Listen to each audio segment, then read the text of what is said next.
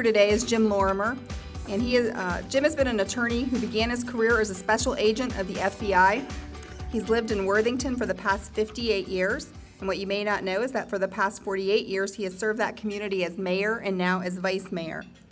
He was employed by Nationwide Insurance Company for 37 years, where he was vice president of government relations. While he was there, he established that company's employee fitness facility and also became involved in the field of sports promotion.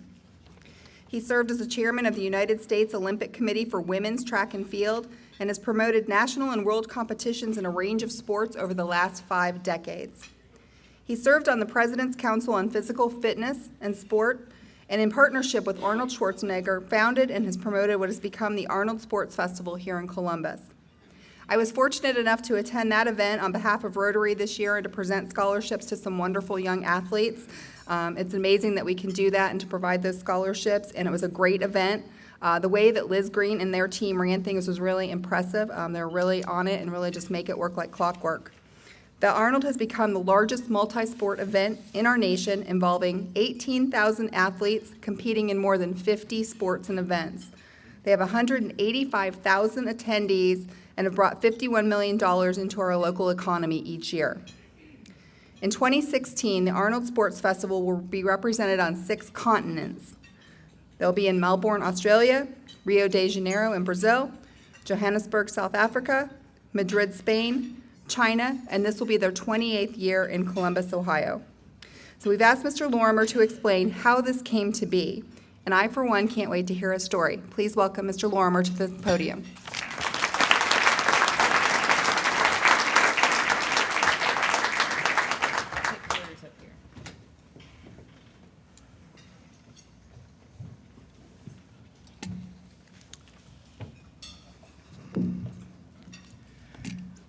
Dina, we thank you very much for that introduction. President Strahler, ladies and gentlemen, I greatly appreciate the opportunity to be here today to thank the ColumbusRotary for their great scholarship program in support of the Arnold Sports Festival weekend for the past decade. Your scholarship program has helped enrich the lives of many most promising young people, and under the scholarship committee led by Chairman Steve Sundry and participation by many Rotarians in presentations, it's proved to be one of the most meaningful and welcome highlights of the Arnold Sports Festival weekend. I've been asked to comment briefly about how this came to be, and if there is a message, it's a message that Rotarians well know. It is how one pathway leads to another in life when we are out there trying. As was mentioned, I started my career in the FBI. I went directly from law school into the FBI. In the Bureau, I was focused on the field of intelligence investigations. And my mission was interviewing communists. Now, you will recall, many of you, from the 4 decades, 1950s through the 1980s, there were just 2 great powers in the world. The period was called the Cold War period. And we were, as we discussed with these communists all the time, they would say that the communist system is the superior system. It is the way of life that is going to prevail in the future. It is more equitable. And many of these people were very intelligent, very sincere, of course. But I, of course, did not agree with them that that would be the prevailing system. You may know that prior to 1952, the Soviet Union never had an Olympic team. But in the 1950s, they embarked upon an Olympic development program, substantially a professional program focusing on the Olympic sports, in order to make a comment on the international stage about the superiority of their system in the friendly field of sports competition. Throughout the 50s, they formed this professional training network, and it wasn't until 1959 that the Soviets came to the United States for a competition in Philadelphia, Pennsylvania, between the Soviet Union and the United States in track and field. And I was living in Columbus at that time, and I knew, I was out of the FBI then, I knew that they were ready to make the statement they wanted to make. And I went down to Philadelphia, Franklin Field down there, and they had a 2-day competition in which the U.S. men, because of the great interscholastic programs they had, managed to beat those professional Russian athletes. But on the same field, on the same day, the U.S. women's team was competing. And in the high jump, the women representing the United States in international competition were doing what's called the scissors high jump. And you may recall that story, you come up and you try and step over the bar. The Russian girl athlete was doing the Western roll and jumping a full foot higher than the U.S. athlete. And that occurred throughout that program. Our women simply had not had an opportunity to compete. As a consequence, the following Monday, the Philadelphia Inquirer calls a headline: Soviet team beats U.S., because they combined the men's and women's scores. And that headline goes out across the world. So I'm coming back from Philadelphia, and I thought, well, this is absolutely ridiculous. Those girls did not have a chance. I could find a girl right in Worthington, Ohio, and could show her quickly how to jump higher than this girl had been representing us on the U.S. team.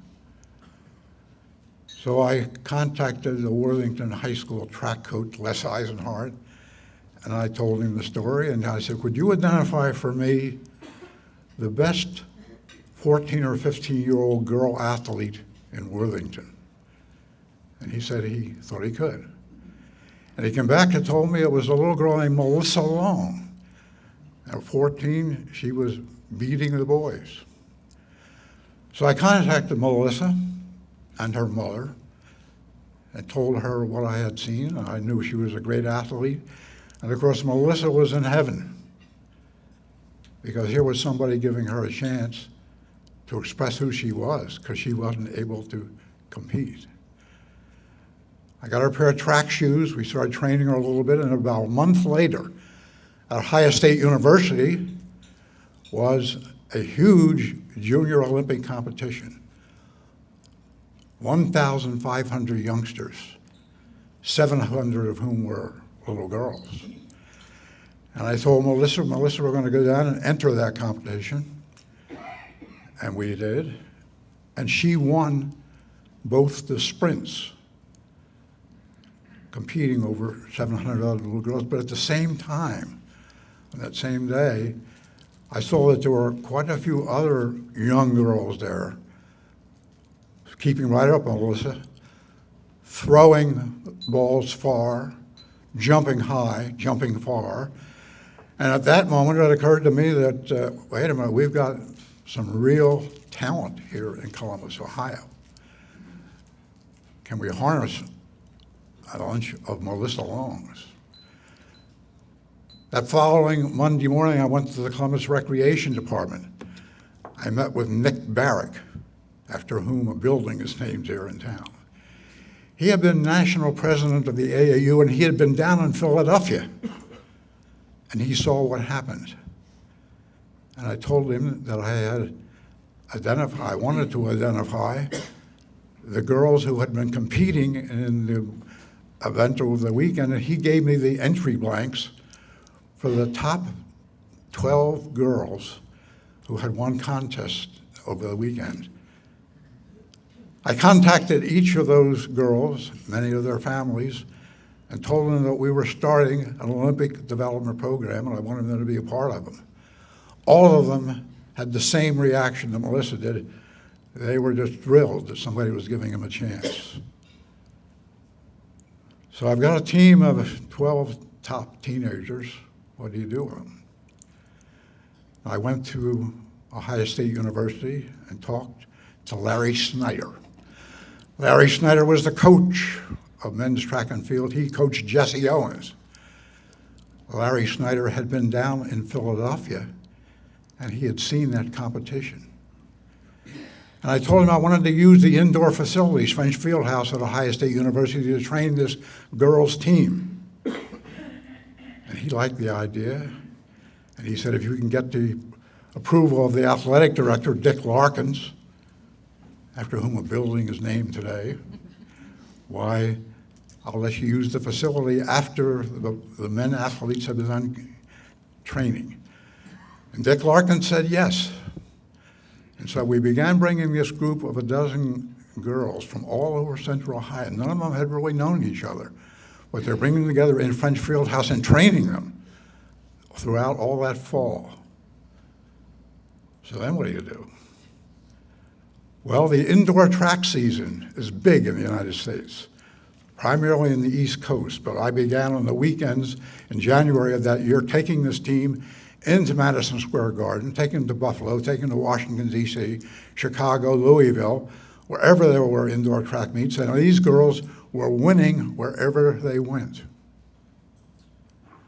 That next summer, June, the United States Olympic Trials, June of 1960, were held in Corpus Christi, Texas. Because of the recognition this girls' team had been getting on one of those indoor track meets, Nationwide Insurance gave me the corporate jet to take my team to Corpus Christi, Texas, where they competed. And then, of course, we started a new direction. The United States Olympic Committee, having this person show up with their people on a plane, named me Secretary of the United States Olympic Committee. And in that position, I began promoting track and field national championships here in Columbus, Ohio, at Ohio State University and a local high school. Our team won the national indoor championships here in 1962. As a part of those competitions, the sports field, the Amateur Athletic Union people knew that I also liked the sport of weightlifting. And I continued as chairman of the United States Olympic Committee for Women's Track and Field in the late 60s. But still in 1967, the Amateur Athletics Union said, we know you can run a competition at the national level. Would you run a weightlifting competition if we can get the national championships here? It was at Veterans Memorial Auditorium. So in 1967, I ran the weightlifting championship there. It was quite successful. The Amateur Athletic Union said, if we can get the World Weightlifting Championships here in 1970, will you run the World Weightlifting Championships? And I said I would. As we move forward to that time, I said, you have to have, if you're not going to lose your shirt, you have to have a bodybuilding competition with respect to those world championships. You must have a Mr. World contest. And they said, all right. I called ABC TV Wide World of Sports. And I said, for the first time in the United States, we're having a World Weightlifting Championships and a Mr. World contest here. Will you cover the event? And they said they would. But then I needed to produce. I said, we're going to have the best built men in the world at this event. And I knew because of my familiarity with the sport who those men were. one of whom was a young Austrian. He had just come over. And I found out that he was working out in the Gold's Gym in California. And I called him, got him on the phone, and I said, Arnold, I told him briefly about the TV, and he said, I'm interested. I want to talk to you, but call me back. I'm in the middle of my workout. So I called him back, and he agreed, and he said, I understand the importance of this TV exposure. He said, but I'm sorry, I'm committed to compete in the international championships in London, England on Saturday evening of that same weekend, your event being on Sunday. And I said, well, if you will compete in London, England, go directly to Heathrow Airport after the competition that night, get the last flight out of Heathrow, you'll pick up 6 hours coming across the ocean. We will pick you up by jet in New York City on Sunday morning, and you will be here for the competition. He said, if you'll do that, I'll do that. So he came in. He had won the previous night at the international competition in London, and he won the Mr. World competition here. And after the competition, it was at Veterans Memorial again, he came up to me and said, we had met him at the airport by the mayor's limousine. He said, this is the best event I've ever been in. He said, when I am done competing in the sport of bodybuilding, I want to go into the promotion of the sport, do everything I can to legitimatize it, raise the cash prizes, make it a professional opportunity for men, and I'm going to come back to Columbus, Ohio, and ask you to be my partner. And I said, yeah. So for the next 5 years, he won everything. And in 1975, in South Africa, he won his last Mr. Olympia contest, and he stopped on the way back from South Africa in New York and called me, and he told me, I'd like to meet with you. And we met at Howard Johnson's downtown here, and he said, I'm done competing. And as I told you 5 years ago, I went to the promotion, go into the promotion of the sport. He said, I will get the athletes here. I will help raise money. You run the competition. And he was still making just $1,000 for a top prize. He said, the first year we're going to raise it up to $10,000, and in 3 years we'll be up to $100,000, and a few years later we'll be up to $500,000 in cash prizes where we are. But on that day at that Howard Johnson's, we shook hands, and for the past 40 years, our partnership has been on a handshake. Now, our partnership continued for many years, and I'll give you the side note about Arnold, how we have been involved in each other's lives, because he's an interesting personality. But we had something to do in Columbus with Arnold's political career. It was in 1988, the first President Bush was running for president. I was vice president of government relations for Nationwide Insurance, and I had invited the then Vice President Bush to come to Columbus, Ohio on the Friday before the election. Back then, too, the most important place to be on the Friday before an election is Ohio. And the president agreed that he would come in, vice president. And I said, I have this movie star, Arnold Schwarzenegger, as a friend. Would you like to have him introduce you as you present here? And they said, yes. So he came in the Friday before the election. They blocked off North High Street. Some of you may recall that at the time. There were 10,000 people out there. Arnold introduced the vice president. And the vice president quickly saw that's the first time they'd met, that here was a very special individual. And he put Arnold on the plane with him, and they went from Ohio to Illinois to New Jersey that day. And during those discussions on that plane, the subject of Arnold becoming chairman of the President's Council on Physical Fitness and Sports was raised. Arnold said he would be willing to do so, and the president later appointed him, and I also became a member of that committee. 3 months later, Arnold took me into the Oval Office to meet the president.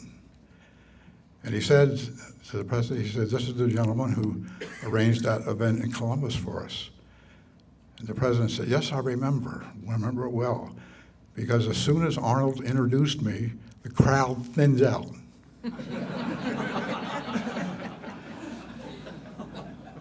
So Arnold, during his term of chairman of the President's Council, he traveled to all 50 states at his own expense, meeting the governors of all 50 states. Only one governor did not meet with him, Bill Clinton. And so, but that I can tell you that very much influenced his life. All those contacts with all those governors and seeing what a difference each of them were able to make in their own life. Now, we have continued with our event, of course, for the past 40 years. It far exceeds anything we ever anticipated, because of the great success that you help us make in Columbus, Ohio. Other nations came to us and said, could we do an Arnold Sports Festival in our country? And 5 years ago, we started out in Madrid. And next week, I'll be in Madrid for the 5th event over there. And then we went to Rio, which is, the goal was to do one Arnold Sports Festival on each continent. And then to Australia. And now to Shanghai, China. So we are on all continents in this coming year. And in our own event here in Columbus, of course, it continues to be a thriving event for our community. But last year, I had I came brought in my office, I had the 55th reunion of the High Track Club girls team. They are now all age 70. And as we're sitting around this table in my office, the stories that they shared with respect to what that competitive experience had meant early in their life, to give expression to themselves in a way they had never been given the opportunity, made all the difference. Every one of them had been graduated from college, one from Harvard Law School, 3 PhDs. When we were working in the 1960s, the girls had no opportunity to compete. But there are a number of people who were helping in the club sports, and the club sports is where the girls were doing it, like myself, who were getting out the message about this lack of opportunity, not letting people fulfill who they are competitively. And then in 1972, Title IX, the law that gave an opportunity to women to compete favorably, was enacted. Probably, I think, the greatest piece of social legislation ever, because it has changed our society. When I was in law school, there was only one lady in my class, a class of 100, only one lady. If you go to either Capital University, you now find more than half the class is women. More than half the classes in medical schools are women. And I'm saying to you that what happened on Title IX, an outflow of the type of thing that we're talking about here, is what's made the difference in our society. And so with that, I will say thank you.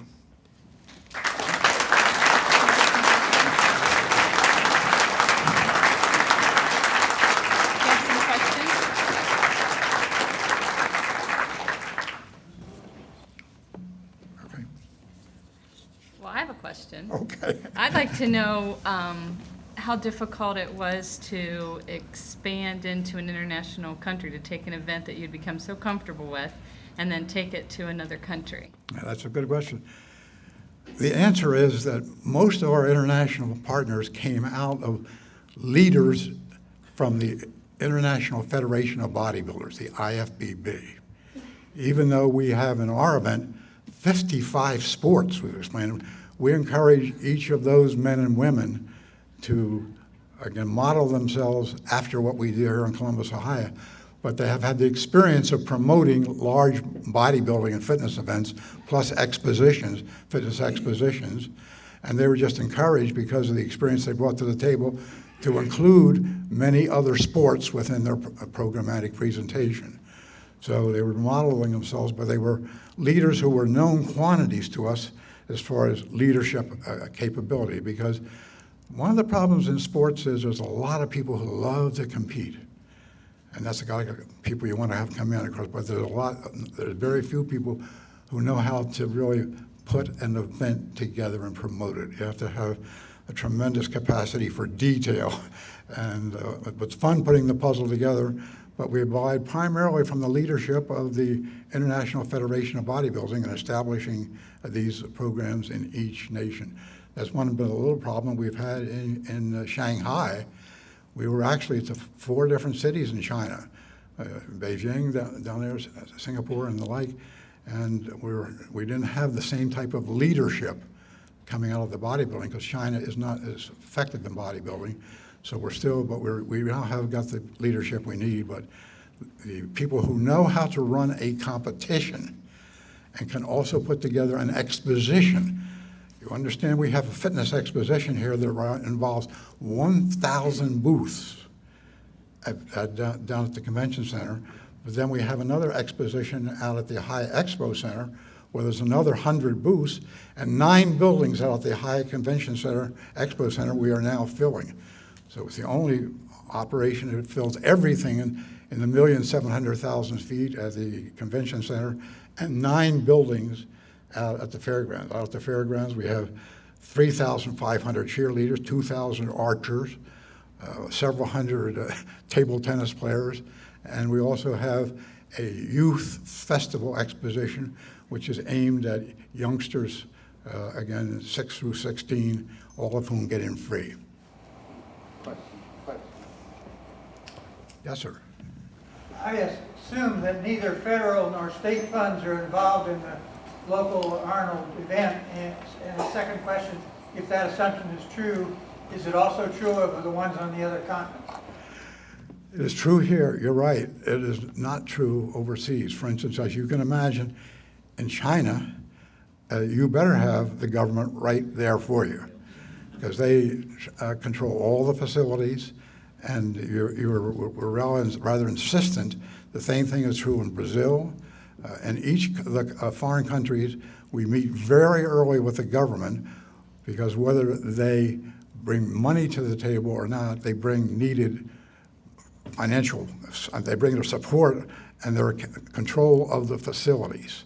They control the facilities. You've got to get into facilities, so you must work with government much more closely than we have to here. Now, we have a lot of support from the government. Again, Tom Charles is right here today. As you know, he was Director of Public Safety of the state of Ohio. This gentleman, notwithstanding the fact that he was heading 9 divisions of government, he still continued as chairman of my security committee. Now, my security committee has 200 people in it. And that's at all levels of, we have the FBI, we have the highest statewide police, again, sheriff's office and local security. And we need that type of thing, but Tom Charles is a man who has the respect of the community, can bring all those security forces together, and consequently, we have a very safe and protected weekend. Similarly, we have a volunteer group of 150 doctors and nurses. 150 doctors and nurses volunteer. So we have a medical presence in each competitive facility. And as a consequence, over 40 years, and I hesitate to always say this, we have not had a claim in 40 years, even though we carry heavy insurance. But that's because of the undergirding of the security, undergirding medical protection, the skill of our chairman in each of the sports was what has protected us and protected the youngsters who are competing, which is the most important thing. And fascinatingly, when you get over to countries like China, what do you do about insurance? What's liability insurance doing? And that's part of the fun of putting the puzzles together each year. What's happening differently, culturally and economically, in these various areas? Yes, sir. Speak to your experience in this bodybuilding as far as the performance-enhancing drugs that exist today in all sports. Yes. And some are regulated, some are not regulated, some sports. So speak to that as your experience over the years. Absolutely. Yes, that is a challenging situation for all sports because they're trying to perform at the highest levels. They will do almost anything to get performance. Bodybuilding is one sport that has been, of course, unusually susceptible because you can see out front what's happening to these people's physiques. And consequently, what has happened, there's two organizations that have performed. One is a very, very large 187 nation amateur group, one of the largest sports federations in the world. That is well drug tested by WADA, and they have a lot of athletes, tremendous number of athletes competing on a drug tested level.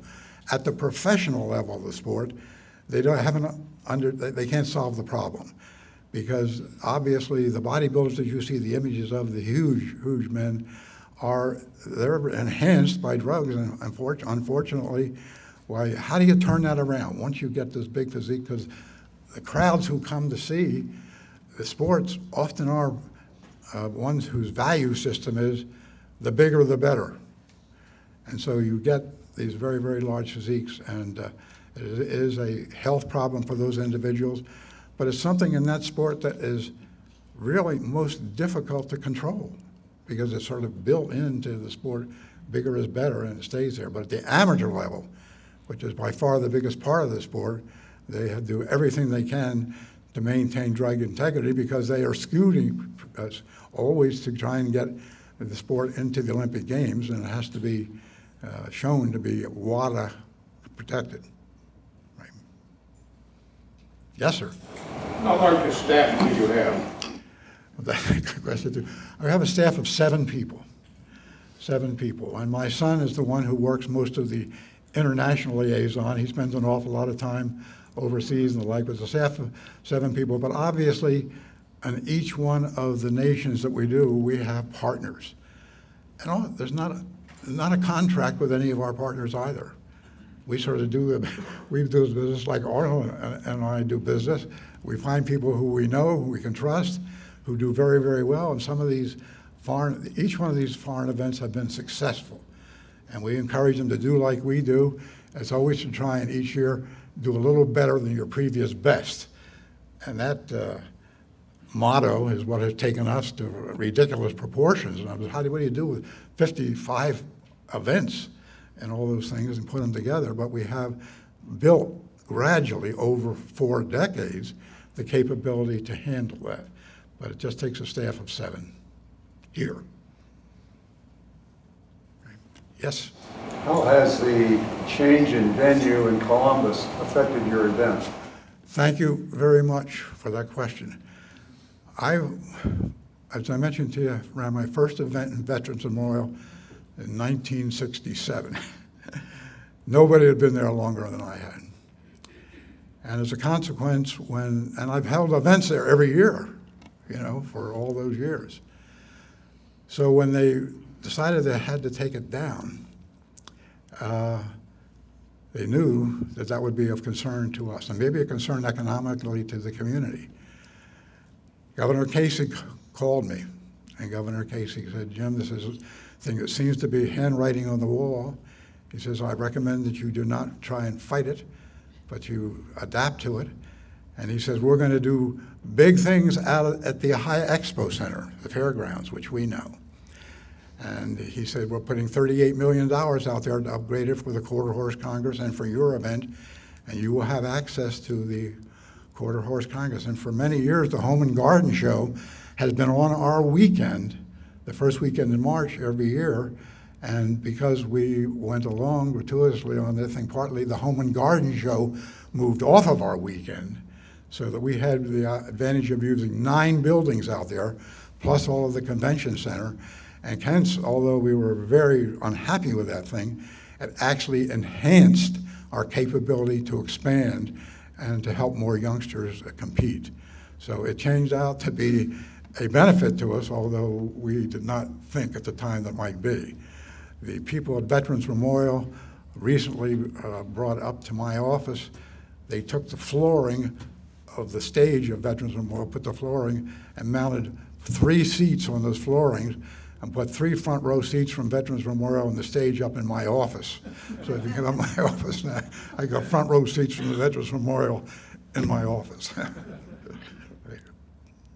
One more question? Yes, thank you. I was wondering, for young people that are talented in track and field, what would you suggest they could do to develop that? Because other sports have like travel basketball, travel baseball, but you don't hear of anything for people, young people talented in track and field. Right.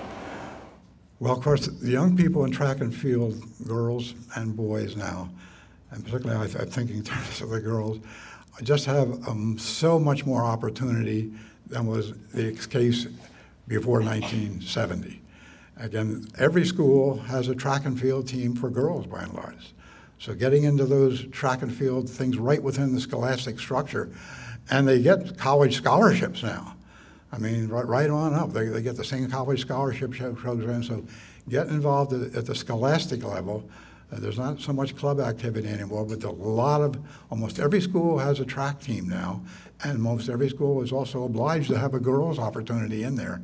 So I think the opportunities are great, and it's a tremendous, because I came out of that background very much and very enthusiastic about track and field, but it's a great basic sport for all sports because it enhances your ability to run fast and to throw far and the like. So, but I think the opportunities are definitely there at the interscholastic and collegiate levels. Okay. Thank you very much.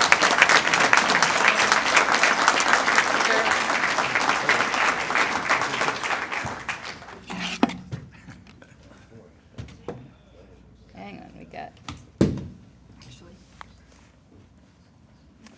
Thank you. This is accept this gift from Argo and Laney on our behalf. It's very heavy. Oh, thank you. And thank you all. Thank you all. So, as I was, I always listen to these speakers and I come out with like a moral for us. And the overarching theme that I kept hearing him say is, someone had to ask and someone had to say yes. So as we move forward, let's always remember, you got to have the gumption to ask, and you got to say yes when asked. The other point I would just like to make is he talks about our scholarship program. Our partners in the community help us leverage the monies and your treasures that you give to us every year are leveraged, the impact by our partners like Classic Productions, who gives the club $20,000 every year to help support our scholarship program. So thank you very much.